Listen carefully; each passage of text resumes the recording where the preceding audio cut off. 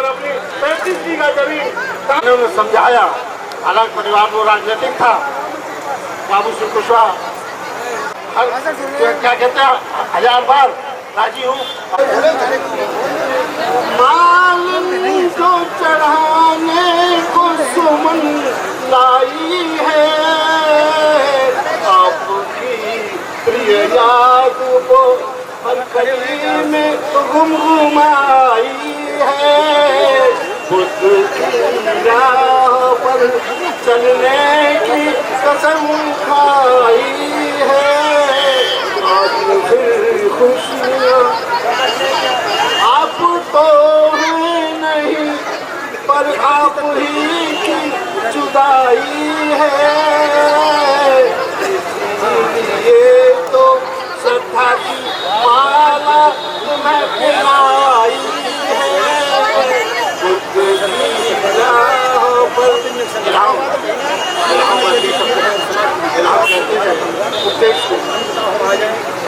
आप इल्हाम जो कर गए आप दुनिया में, इल्हाम जो कर गए आप दुनिया में, उन्हीं इल्हामों की आज रहनुमाई है। बुद्ध की राह पर चलने की कसम खाई है।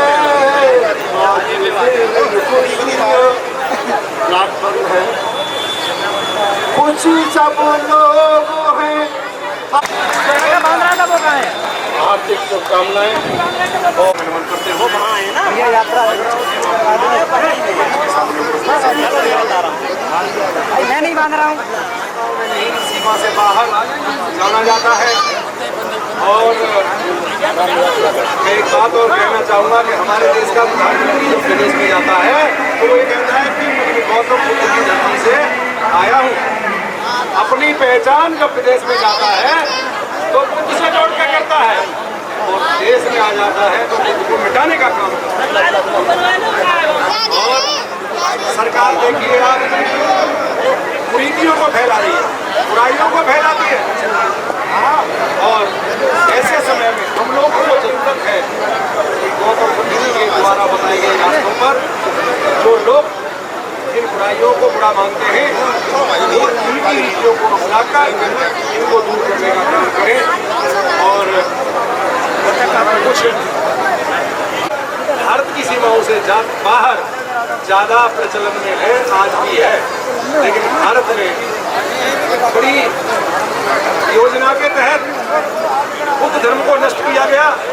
जितने मठ बने हुए थे उनको छोड़ करके मंदिर का रूप दिया गया और उन्होंने अपने देवी देवताओं की मूर्तियां रख दी। और कोई भी ऐसा शासक नहीं हुआ है जिसने मंदिर बनवाए हो। गौतम बुद्ध जी के धर्म के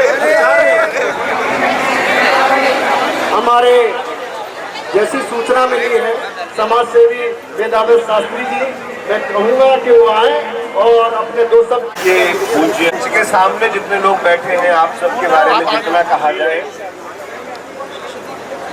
इस कारवां को जिसमें आज हम उपस्थित हैं इसको दशकों तक थामने का जो काम किया है वो हमारे भाई योगेश शाक्य जी ने किया है। और मेरा ऐसा सौभाग्य रहा है कि दशकों से मैं इस कार्यक्रम का हिस्सा रहा हूँ।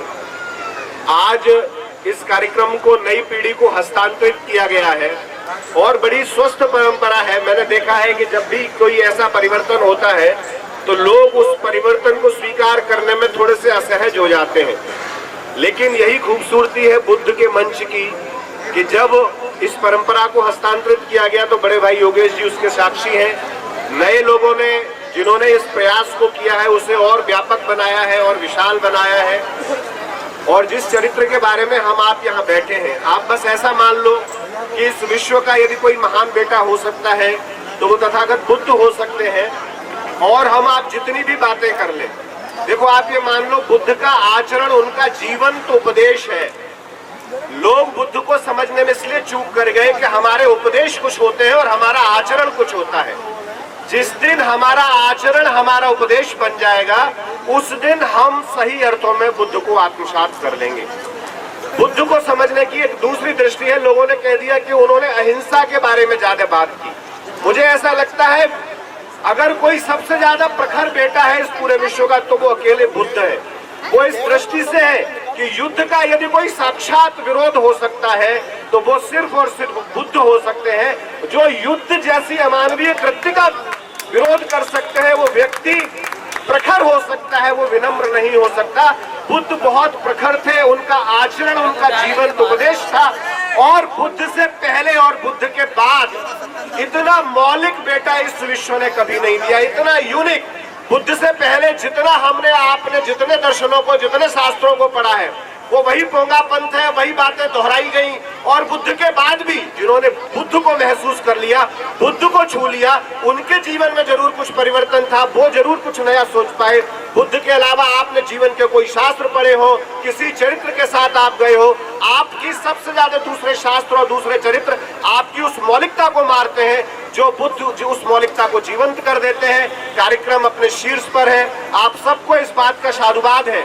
जैसे अभी गांधी जी ने कहा कि आज पगड़ी बहुत खूबसूरत लग रही है, उस खूबसूरती के साथ एक बात और समझ लो। मैं बहुत सारे आयोजनों में जाता हूँ, वहाँ पगड़ी के रंग अलग अलग होते हैं। जो विशिष्ट लोग होते हैं उनका कुछ अलग होता है, बुजुर्ग होते हैं उनका कुछ अलग होता है। बुद्ध का मंच है, यहाँ हर चीज में समानता है, यहाँ हर व्यक्ति को समान पगड़ी दी गई है।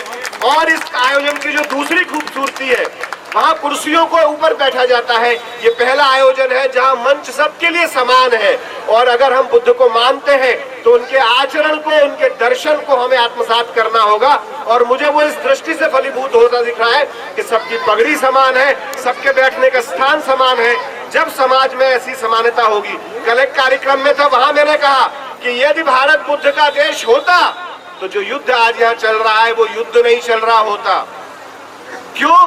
क्योंकि यदि बुद्ध का देश होता तो यहाँ न धर्म के आधार पर कोई भेदभाव होता, न जाति के आधार पर कोई भेदभाव होता, न सामाजिक तौर पर। और जहाँ भेदभाव नहीं होता, क्योंकि इस युद्ध की नींव कहाँ रखी गई है कि भाई धर्म पूछ कर किया।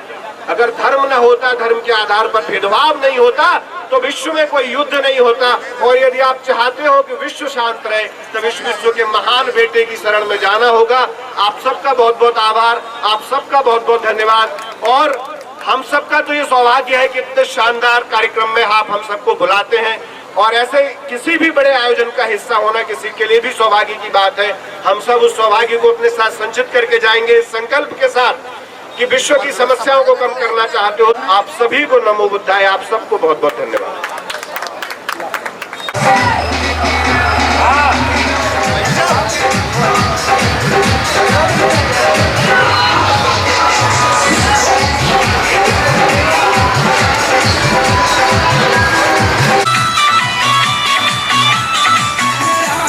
बुद्ध का जन्म